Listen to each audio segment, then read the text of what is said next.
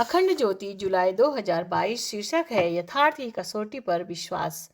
चेतना की शिखर यात्रा भाग 238।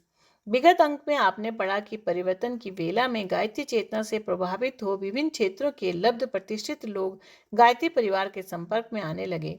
इसी क्रम में प्रभावशाली व्यक्तित्व के धनी एवं चर्चित राजनेता व उत्तर प्रदेश के तत्कालीन राज्यपाल चेन्ना रेड्डी का शांतिकुंज आगमन हुआ।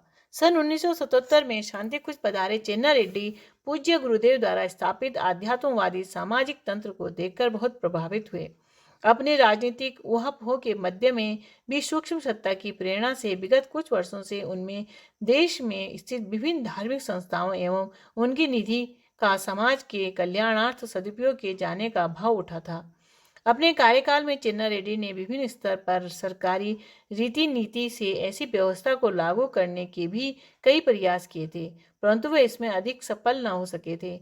पूज्यवर की प्रेरणा को उनके इसी परिप्रेक्ष्य में लिखे गए साहित्य के माध्यम से ग्रहण करने के उपरांत उनका शांतिकुंज आना हुआ, जहां उन उच्च आदर्शों का सम्यक निर्वहन कर रही इस इकलौती संस्था की कार्यप्रणाली को देखकर वे न केवल अभिभूत हुए वरन उसे अन्य धार्मिक संस्थानों के लिए भी अनुकरणीय बताया। आइए पढ़ते हैं इससे आगे का विवरण। 1979 में गायत्री जयंती पर ब्रह्म वर्चस्व शोध संस्थान की विधिवत स्थापना हुई। आरंभ परंपरागत उद्घाटन प्रक्रियाओं से हटकर अलग ढंग से हुआ था। संस्थान के परिसर में बनी यज्ञशाला में उस दिन प्लाश और बबूल की चुनी हुई संविधाएं रची गई थी। भोर सवेरे उनमें गोघृत से सिक्त रुई की बत्तियों से अग्नि का संधान हुआ। अग्नि प्रज्वलित करने के लिए माचिस की तीली या कहीं और से लाई गई बत्ती अथवा अंगार का उपयोग नहीं हुआ। गुरुदेव के चुने हुए 5 साधक यज्ञ कुंड के आसपास बिठाए गए। उन्होंने 40 दिन का अनुष्ठान किया था और हविष्यान्न पर रखे हुए गुरुदेव द्वारा निर्दिष्ट नियम अनुशासन का पालन किया था। पवित्रीकरण, आचमन और षष्ठ कर्मों के बाद देव पूजन के उपचार संपन्न हुए। इन उपचारों के बाद विधिवत यज्ञ अग्निहोत्र आरंभ हुआ।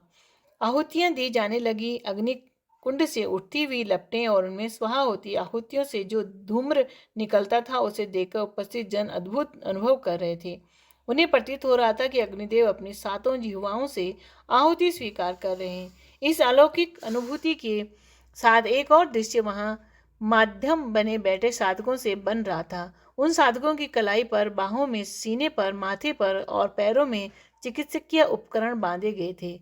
नब्ज की गति, रक्तचाप, हृदय की गति, मस्तिष्क के तरंगे और शिराओं में होने वाले परिवर्तनों को रिकॉर्ड करने वाले उन यंत्रों की रिकॉर्डिंग परखने और नोट करने के लिए 3 चिकित्सा कर्मी लगे हुए थे।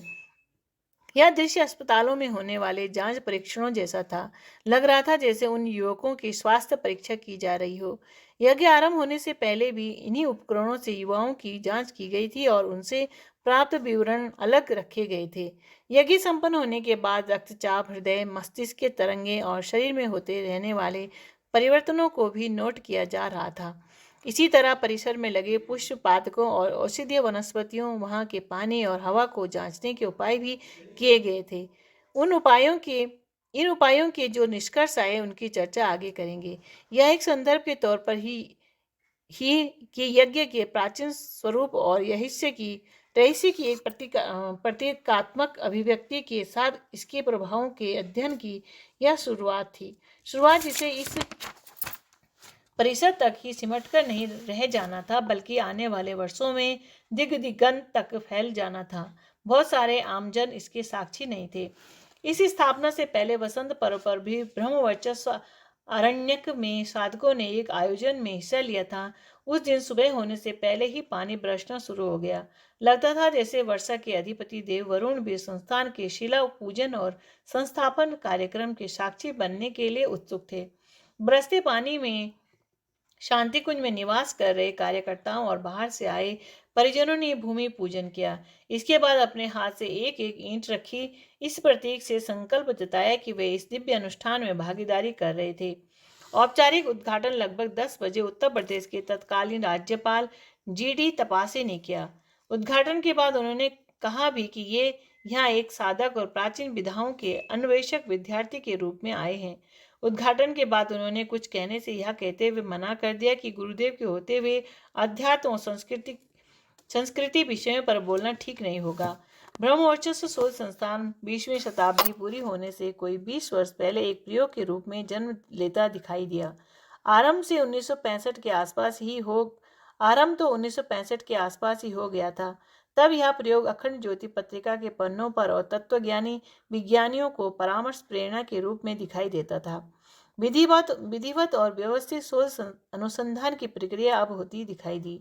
ब्रह्मवचन शोध संस्थान की स्थापना के समय वैदिक विद्वान आचार्य सत्यव्रत विद्यालंकार, डॉक्टर हरगोविंद, आर्य समाज के सन्यासी महात्मा वेद भिक्षु भी मौजूद थे। दिल्ली विश्वविद्यालय से आए विज्ञान के प्रोफेसर डॉक्टर अजय मलिक, केंद्र सरकार के स्वास्थ्य मंत्रालय के अधीन चलने वाले निकाय आयुर्वेद संस्थान और बेंगलुरु विश्वविद्यालय के उप कुलपति डॉक्टर एच नरसिम्हा, जिन्होंने की चमत्कारों और साधु संतों के दावों पर खुली चुनौती दी थी, के सहयोगी डॉक्टर रामलिंगन भी मौजूद थे। इन विद्वानों ने समिधाधान की प्रक्रिया को भी बारीकी से निरखा परखा था कि मंत्र पढ़ने से अग्नि प्रकट होने का दावा कहीं दिखावा तो नहीं है। वे पूरी तरह संतुष्ट थे और आयोजन संपन्न हो गया तो दोपहर बाद उन्होंने गुरुदेव से अपनी शंका के बारे में भी बताया। साथ ही यह भी कहा कि हमारी शंकाएं निर्मूल साबित हुई हैं। गुरुदेव ने उनसे कहा, आप जैसी विभूतियां थोड़ा सा प्रयत्न करें तो आज जिन आर्ष तथ्यों को सही साबित करने के लिए प्रमाण देना पड़ता है, वही तथ्य हमारी वैज्ञानिक संपदा बन सकते हैं। उन विभूतिवान अतिथियों ने इस आश्वासन को चुपचाप सुना और स्वीकार भी किया। फिर गुरुदेव ने कहा, यह प्रयोग तो उस विज्ञान का परिचय प्रतीक है। हम लोग संकल्पबद्ध हैं और भारतीय मनीषा को विज्ञान के आधार पर कसकर दिखाएंगे।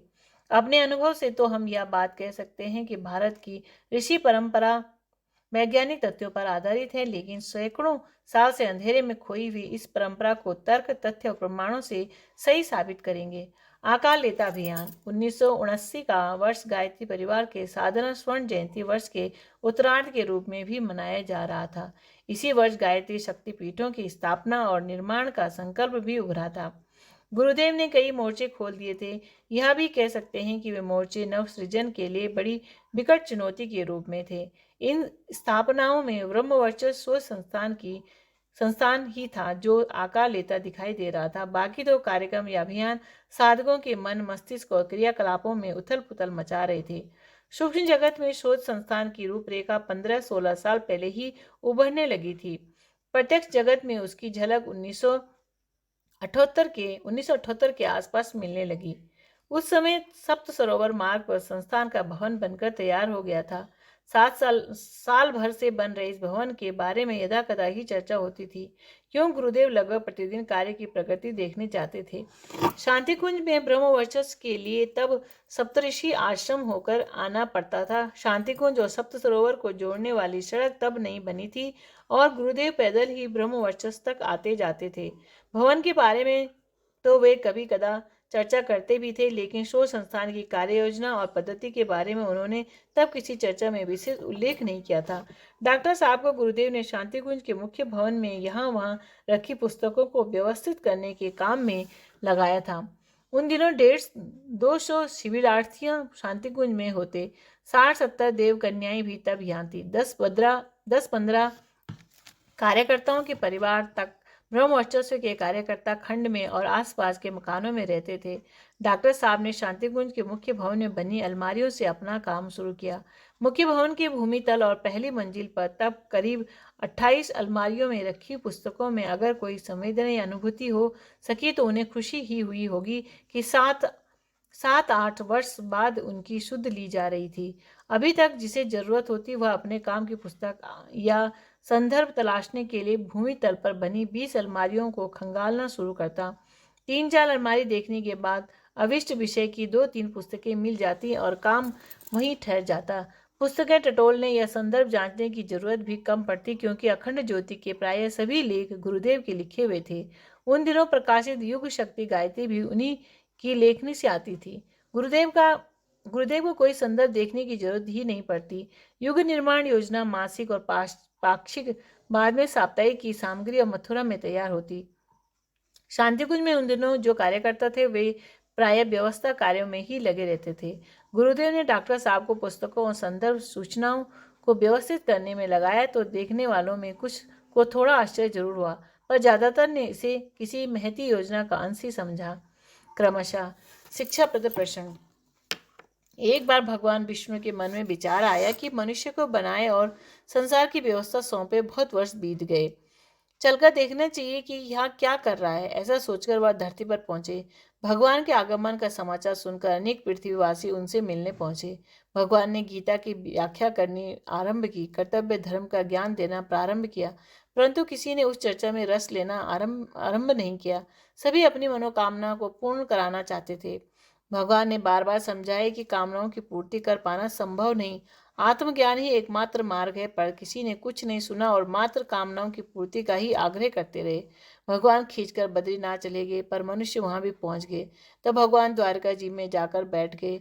कामना पूर्ति चाहने वालों की भीड़ वहां भी पहुंच गई। अंततः भगवान ने निश्चय किया कि मनुष्य के हृदय में निवास करेंगी। मूढ़ व्यक्ति उनकी तलाश बाहर करते हैं, पर वे तो हमारे भीतर बैठ गए हैं।